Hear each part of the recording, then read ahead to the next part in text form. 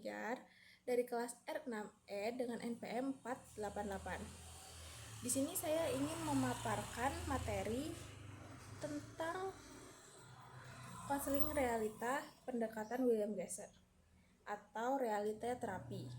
Pendekatan konseling yang dikembangkan oleh William Glasser, pendekatan ini menekankan pentingnya tanggung jawab pribadi dan pilihan sadar individu dalam mencapai kehidupan yang memuaskan. Glasser menolak fokus pada masa lalu dan lebih menekankan pada perilaku saat ini dan rencana untuk masa depan.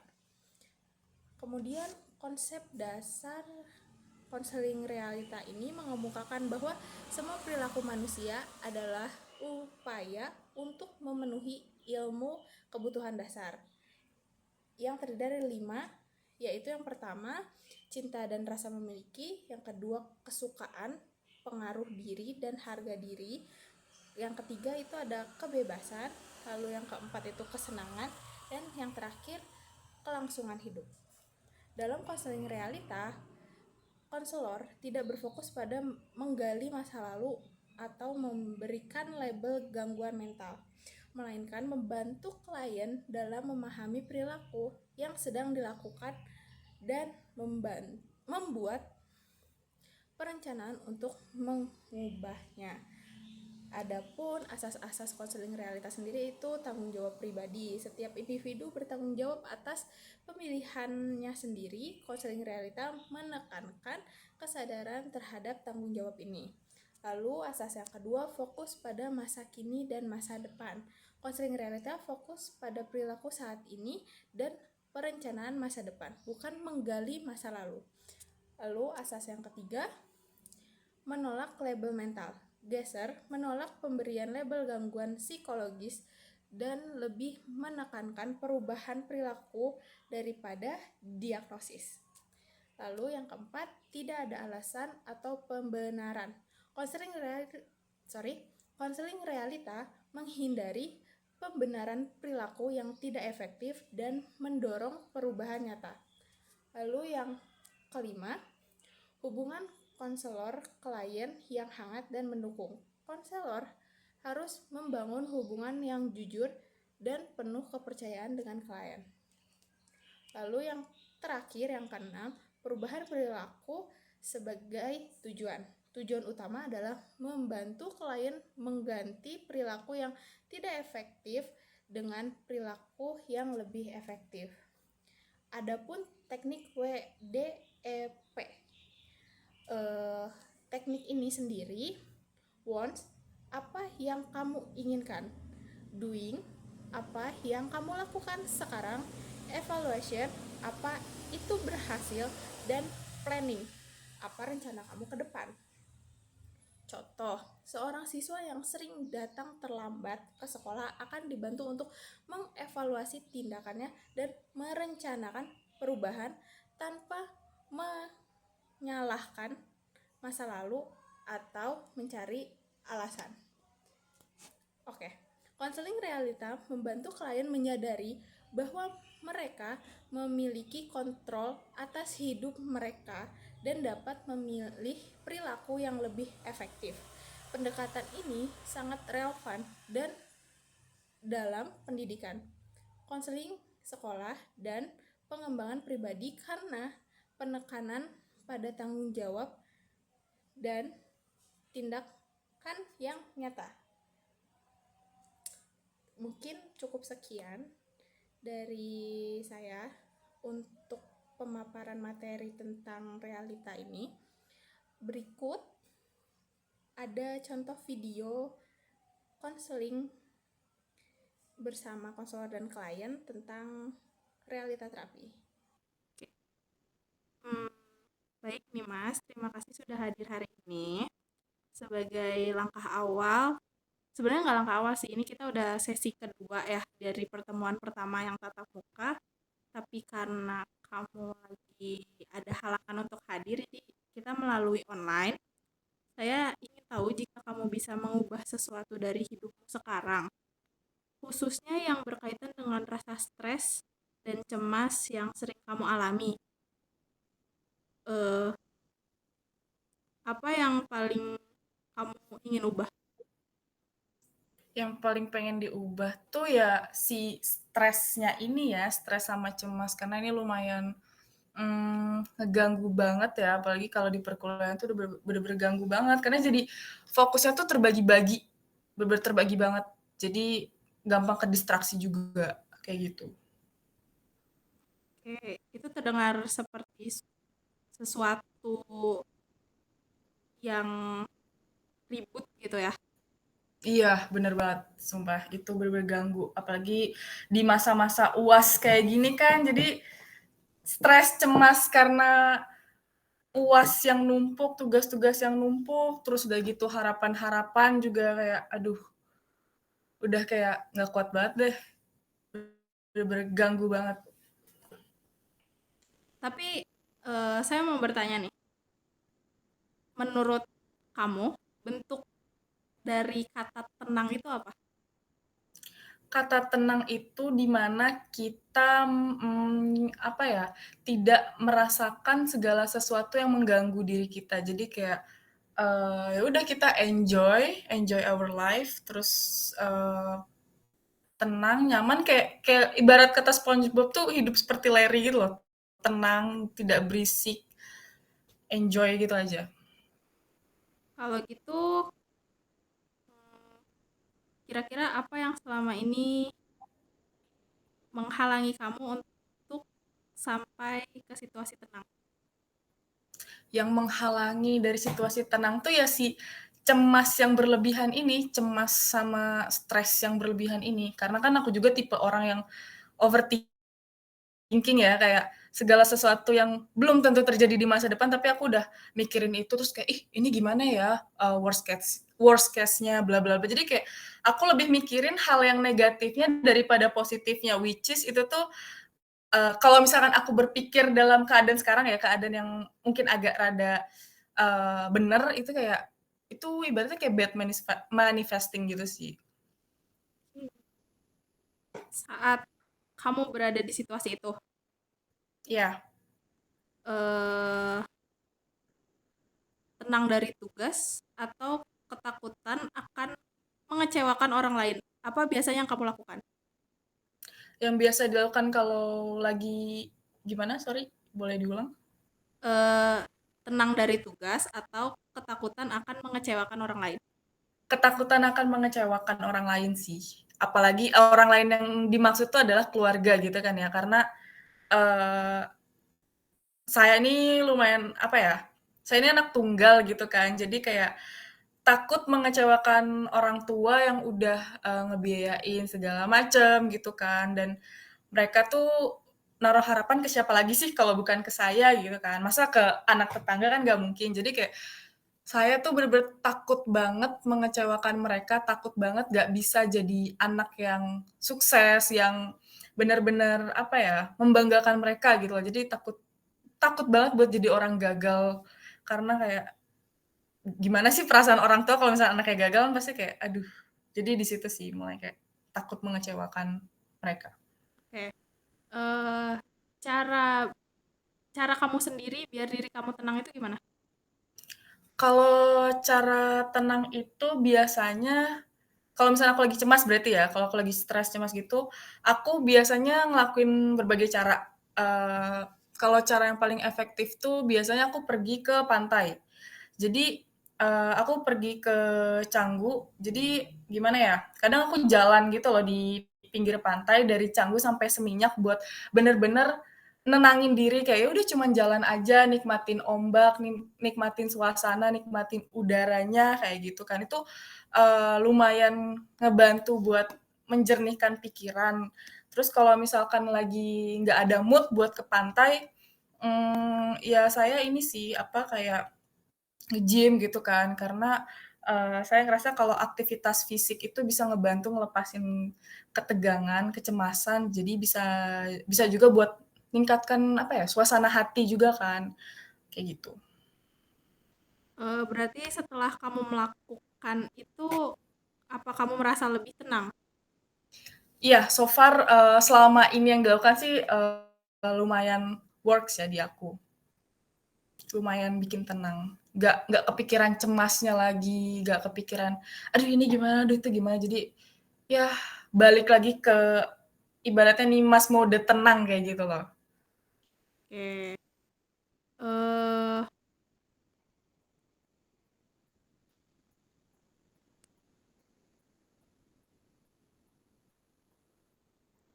Kalau misalnya kita coba merefleksikan diri, Mhm. cara-cara yang kamu lakuin selama ini apa?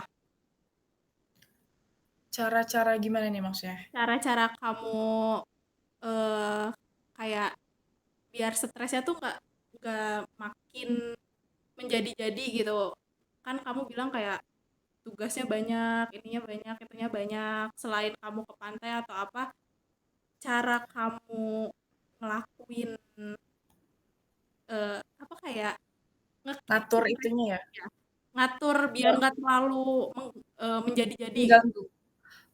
Aku biasanya sih, selain ke situ aku ngatur jadwal ya, aku bikin to do list gitu. Jadi kayak bikin kan tadi kan aku bilang stres karena banyak tugas ya, karena kan semakin naik semester tuh beban tugas, beban ujian, terus, project-project kelompok kan makin banyak. Jadi aku tuh mulai bikin list tugas, jadi, mulai dari aku prioritasin dulu nih, mana deadline yang paling cepat yang harus dikumpulin, terus juga bobot dari, si tugasnya ini yang paling berat yang mana, yang mudah yang mana. Jadi, menurutku itu cukup membantu ya, karena kan kalau ada to do list tuh kayak, oh ya udah tahu tek tek tek tek harus ngelakuin ini, harus ngelakuin itu, kayak gitu sih. Oke, tapi kamu selain mencoba yang tadi kamu bilang sebelumnya, kamu main ini gak, main HP gak, kayak aduh gue nggak bisa keluar, ya udah deh gue scroll scroll sosmed atau apa gitu. Iya, lumayan. Itu juga kadang, main main HP juga kayak scroll, TikTok atau buka YouTube buat nenangin juga sih. Tapi lebih seringnya tuh keluar daripada, buka HP. Karena kan kalau buka HP kan di kamar, di mana aku kalau di kamar tuh ngerasa sumpek banget. Jadi kayak lebih, apa ya, lebih works-nya tuh ya keluar sih. Kalau misalkan main HP tuh biasanya kalau misalkan cuacanya lagi tidak mendukung, kayak, minggu-minggu kemarin tuh lagi musim hujan kan di sini. Jadi hujan deras kan nggak mungkin ke pantai atau keluar. Jadi ya udah, scroll HP atau enggak ya telepon sama keluarga sih, kayak ngejelasin apa ya, nyeritain kayak, "Aduh banyak banget nih tugas bla bla bla bla." Jadi dari curhat-curhat aja sih, itu lumayan juga sih ngebantu, sedikit, walaupun sedikit. Oke. eh Apa, kalau kan kalau misalnya tadi kamu bilang kalau kamu sedang cuacanya sedang tidak mendukung, kamu lebih milih di rumah untuk berbicara sama keluarga atau nge-scroll-scroll sosial media. Apa kamu diselingi sama tidur, istirahat yang cukup Mmm, dari dari penatnya keseharian kamu di kampus gitu? Pasti butuh istirahat dong. iya, itu, kadang juga kan walaupun cuman sejam, 2 jam, tetep ya diselingi juga sih. Tapi bangun-bangun juga tetep panik lagi kayak, "Aduh tugas belum selesai," kayak gitu. Jadi, kalau buat tidur tuh sebenarnya nggak begitu sering aku lakuin ya, jadi lebih seringnya tuh kayak udah scroll TikTok, scroll, IG, terus udah ngerasa cukup lanjut lagi nugas. Soalnya kalau tidur tuh kadang suka kebablasan.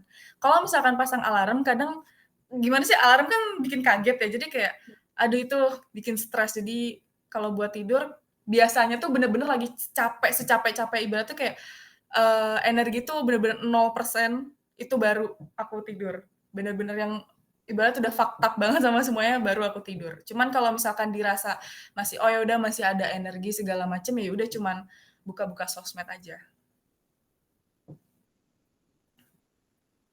Oke. Sejak kapan kamu mulai merasa cemas berlebih atau mengalami tekanan yang kamu rasain? Kayaknya sih mulai dari masuk kuliah ya, mulai masuk kuliah tuh itu pun cemasnya tuh kayak naik naik naik gitu kan, semakin, naik semester itu lumayan lumayan kan. Jadi kayak kalau awal-awal sih nggak begitu cemas atau stres banget ya. Jadi kayak awal tuh kayak masih ngerasa oke, it's fine, semua bisa gue lewatin ibaratnya kayak gitu kan. Tapi setelah ngalamin udah di semester ini, ngalamin beberapa ujian yang cukup susah, terus udah gitu project yang cukup complicated yang kadang buat mahasiswa tidak masuk di akal gitu kan, itu kecemasannya sih mulai meningkat gitu kan. Kayak gitu. Ditambah sekarang ini kan teman-teman tuh udah kayak udah punya achievement-nya sendiri gitu loh. Nah, itu juga bisa makin tambah kayak jiper gitu loh, makin cemas, makin memperburuk perasaan kayak, "Ih, mereka udah kayak gini kok gue masih stuck ya di titik ini," kayak gitu.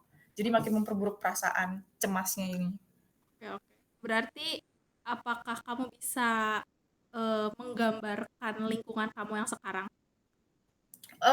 Kalau lingkungan yang sekarang ini, sudah mulai ada beberapa teman yang udah kayak ibaratnya melaju pesat gitu loh, bener-bener langsung satset, bener-bener bikin kayak kaget. Jadi kayak, mereka cepet, aku kaget yang masih, "Ih, perasaan kemarin dia masih leha-leha ibaratnya, masih diem-diem aja, kok sekarang udah bisa achievement ini, bisa achievement itu." Jadi kayak, "Duh, apa gue ketinggalan banget ya? Apa gue terlalu fokus karena mikir yang tidak seharusnya dipikirin, jadinya ketinggalan sama mereka," kayak gitu. Gitu sih. Oke. Mmm, tapi kecemasan kamu ini suka muncul pas kamu sendiri doang atau, bisa muncul pas kamu juga lagi di kampus? Dua-duanya bisa.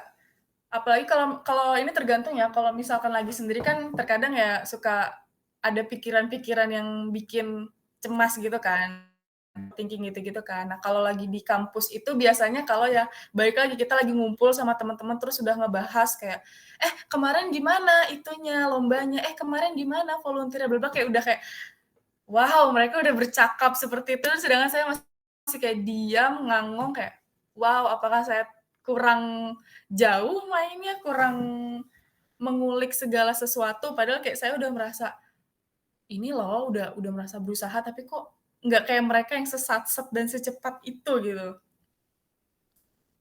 Oke. Tapi adakah reaksi dari tubuh kamu sendiri nih?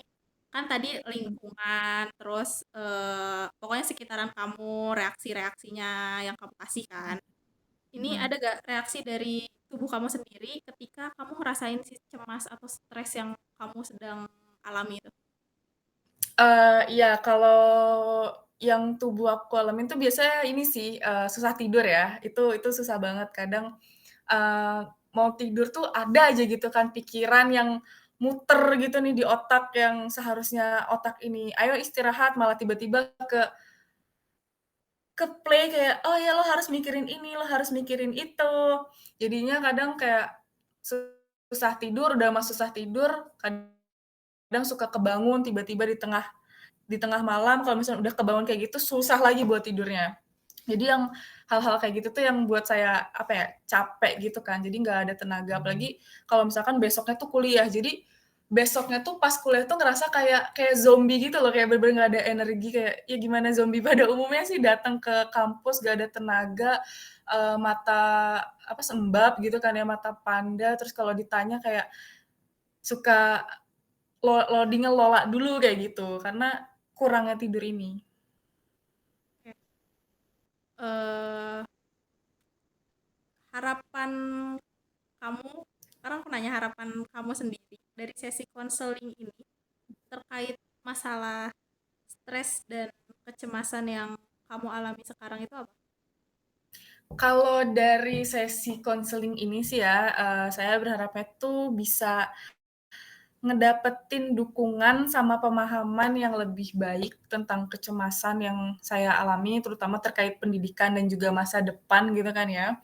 Terus juga, ini sih saya pengen belajar buat ngelola stres sama cemas yang lebih efektif tuh gimana, terus, gimana sih strategi-strateginya, ditambah gimana sih secara, strategi ningkatin fokus sama produktivitas dalam studi saya, karena itu kan cukup mengganggu kan ya.